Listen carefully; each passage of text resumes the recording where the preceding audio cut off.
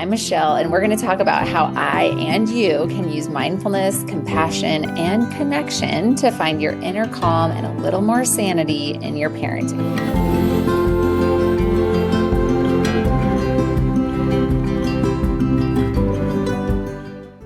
Welcome back to school series, and this is reverse engineering our mornings. Hi, I'm Michelle, and I help parents who want to parent peacefully to foster strong relationships with their children and at times find it really hard.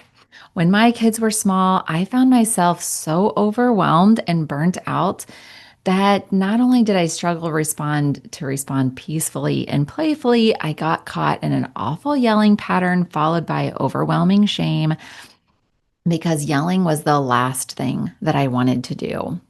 Now, let's talk about how I and you can use the science of mindfulness and self-compassion to find your inner calm and a little more peace in your parenting. So, today's show is about back to school and reverse engineering our mornings. So, it's really helpful to kind of plan ahead, right? And try as best we can to set ourselves up for success. And I just remember before I tell you that, I wanted to let you know that I'm going to be hosting a free webinar in August. It's going to be Thursday, August 21st at 9 a.m. Central Standard Time. So look for the link in the show notes to sign up for that. I'd love to see you there. Okay, back to today's show. We're going to reverse engineer our mornings. We're going to plan ahead, and that is going to help set us and our kiddos up for success when we think about back to school. So, reverse engineering means we start backwards, right? So, what time do we need to be at drop off? And or whatever, the kiddo at the bus stop or preschool drop off or whatever. Now, I like to think of it, oftentimes schools give you a window, right? They say you can drop off between 7:50 and 8:10. So when we are reverse engineering, we're going to shoot for the 7:50 time slot. So if there's a window, then shoot for the earliest part of that window. And that's your goal of I'm going to get to my kiddo's school or bus drop off or whatever it is at the start of that window. So already you're baking in 10 to 20 minutes because you're setting yourself up to get there at the earlier time of that window rather than the middle or the later time of that window. So now that you've kind of figured out what that time is, the second time is drive time. So if you have to drive somewhere, how long does it take to get there? And maybe depending on where you live in your area, maybe you need to add 5 or 10 minutes for potential traffic. So now you bake that in. So it's drop off. The earliest part of the window is 8. Drive time is 20 minutes. Maybe I'm going to leave at, what did I say? 8. So 7:30. 7:35, depending on how long it takes to get there and how much time you want to bake in. Next, we go to, okay, now what time do I need to leave the house? That means I need to leave the house at 7:35. Okay, so ideally, you can write this down somewhere so you can see it really clearly because you're going to forget if you just to try to do it in your head. So working backwards, now I'm going to say, okay, if we need to leave the house at 7:30, I'm going to bake in 10 minutes to get shoes on, to get backpacks, to get da-da-da-da-da. That takes some time, okay? So if you know you need more time, maybe make it 15 minutes. If you know that your kiddo's really fast and whatever your situation is, you need less time, maybe make it 5 minutes. I like to shoot for 10 minutes. So this is when I start to put timers on my phone. I set a timer on my phone for 7:20 that says leave for school. And then I know that I need to leave start getting ready to leave. So the timer goes off and I say, okay, guys, let's put our shoes on. Let's get our backpacks, blah, blah, blah, blah, blah. And I know that I'm giving myself 10 minutes and them 10 minutes. So it reduces our sense of urgency. Time crunches were the number one reason that people that I spoke with when I was doing all the interviews for the Yelling to Connecting course was the number one reason people said that they yelled. Time crunch is stressful. And that one parent put it really well. They said, there's competing priorities. One priority is I want to help my child, be there for them, help them with their feelings about going to school, and on and on and on. But I also have a social contract with the school to be on time. So there's that pressure. Then I might have to go to work afterwards or have something I have to do after drop off. So there's that time crunch. So this layers of pressure under time can create like a combustible engine kind of situation. This is why we're baking in so much time, because the less sense of urgency you feel, the easier it is to be the easier it's going to be to get through your mornings without yelling or losing it, which is really the whole goal, at least for me. Okay, that's not the whole goal. I'd like for my kids to have a good day, and maybe the real goal is to feel connected with them. But I know that if I yell, all that's out the window. So going back, now I'm baking in 10 minutes before I leave. Then we go to what's after that? Time for breakfast. So if your kids eat breakfast, then how long do you want to bake in time for them to eat breakfast? Maybe it's 20 or 30 minutes. So you add that to your schedule. Okay, now I need to then working backwards from there. Let's say I'm going to have them start eating breakfast and be downstairs at 7 o'clock.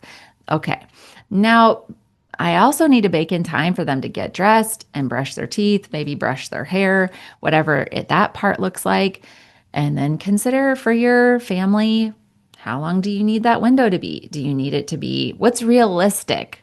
Think about years past. How long has it taken?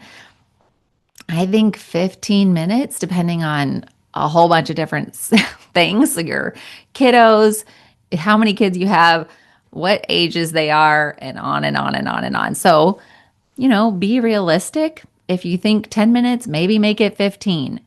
If you think 15, maybe make it 20, but just make it realistic for your family. And of course, if you can adjust, and it might take longer at the start of school, or once kids kind of get used to school, sometimes it actually is easier for the first week or two. And then they kind of go into this, drudgery place. So week 3 might be the week that you're like, it was taking 10 minutes, but now it's taking 15 or 20 minutes. Whatever it takes, that's okay. I mean, it's hard for us as parents, but it just takes how long it takes. So 15, 20 minutes for them to get dressed, brush their teeth. I like to do things to make this easier, like maybe you keep their toothbrushes downstairs if there's an upstairs downstairs situation. So it's easier for you to help them because you're downstairs doing stuff. Maybe you when my kids were really little, I put their clothes for the week downstairs. So I'd put them all in one spot, just for school. So they could pick out their clothes from the, 5 pair of shorts and 5 t-shirts that I put in there. And then it was kind of like they didn't have to think about it so much. They didn't have to go through drawers. It just made it a little bit smoother. Also, putting socks by the shoes in a sock bin, whatever you can think of, it just makes your life easier. Of course, having backpacks and, hanging on a hook all in one place. These are things to do the night before. But going back to our reverse engineering. Another nice thing to bake in is time to wake up. So if I'm trying to remember if I was working backwards, Maybe it was 6:50 now that I'm needing them to get out of bed and start getting dressed and or getting their teeth brushed. Then I'm going to wake them up at 6:40 because I'm going to bake in 10 minutes for them to get out of bed. Some kids might pop out of bed. You might not need to do 10 minutes. Other kids might want to lay in bed for the entire 10 minutes. You don't have to tell them that you're doing this unless you want to and you think that would help. But for yourself, it's a little easier when we say, okay, it's time to wake up. And then we don't feel like, oh my gosh, they have to get out of bed right now. Because as soon as we start to feel that, they start to feel that. And generally, they push back against it. So we just want to try our best to take that out of the equation. So, working backwards again, I'll now start with the going forwards. So, we set a timer for ourselves that's a wake up timer. 10 minutes later, we're hoping and or expecting them to be out of bed. Then there's like a 10 to 20-minute window of them getting dressed, brushing their teeth, brushing their hair. Then there's a 20-30-minute window for them to eat breakfast. Then there's a 10-minute window for them to get their shoes, backpacks, whatever on and in the car or wherever they need to go. And then there's a window for drive time or whatever transportation looks like, plus baked in a little extra for unforeseen challenges. And then getting to school or preschool or wherever at the earlier part of the drop off window. So there you go. You have reverse engineered your morning. I like to set timers. They are, seems like they're going off all morning, but it helps me stay organized. I will actually write this out for myself when getting ready for school because this is how my brain works. This is what helps me be organized. This is what helps me feel less stressed before school starts. And it helps me feel less stressed in the morning because I don't have to be thinking about when I'm tired and trying to get kids ready. What time do we need to leave? What time? That is all a bit overwhelming and just is going to add to your stress level. So whatever you can do ahead of time. Excuse me. And going back to the night before, I always, whenever I do something that preemptively, let me get a drink of water, that helps with, where, like, for example, if the night before you get the backpacks out, then it's like, oh, thank you for, current Michelle is thanking past Michelle for thinking ahead. So, future you will thank you for doing whatever you can the night before. It's great to get the kids, if they're old enough, into a habit of getting whatever they can ready the night before. Backpacks, water bottles, make sure you know where all that stuff is. Make sure it's on the counter where it's easy to find so that you're not having to look for shoes and socks and clothes and backpacks and blah, blah, blah, blah, blah in the morning. It's so overwhelming and frustrating, right? That's just going to. So, future you will thank you for whatever you can do the night before. And I think that's all I have for reverse engineering your mornings. I'd love to hear your thoughts. You can share any ideas in the comments that you have for reverse engineering your mornings. People are so creative, so I love to hear people's creative ideas. Again, just to remind you, I'm going to do a free webinar on Thursday, August 21st at 9 a.m. Central Standard Time. I'd love for you to join me. It's going to be 4 steps to escape the yelling pattern in parenting, and it will be so fun to see you there. Thank you so much for listening. Be well. Hey, before you go, I have a free gift for you. It's the guided audio pause and regroup, otherwise known as the rage break. This is for those moments when you're about to yell or you're mid yell, and you catch yourself and you recognize, okay, as Daniel Siegel says, I've flipped my lid. I am in fight or flight mode. I'm triggered, overwhelmed. I'm not going to be able to respond to this situation the way I want to. I need to pause and step away. So when you catch it, you put me in your earbuds and I will walk you through with a guided audio of what you can do in those moments to help move your body through that stress and that fight or flight response, and then regroup so you can rejoin your kids. So I would love for you to check it out. It's in the, I don't know, wherever you find the links, it's in the links.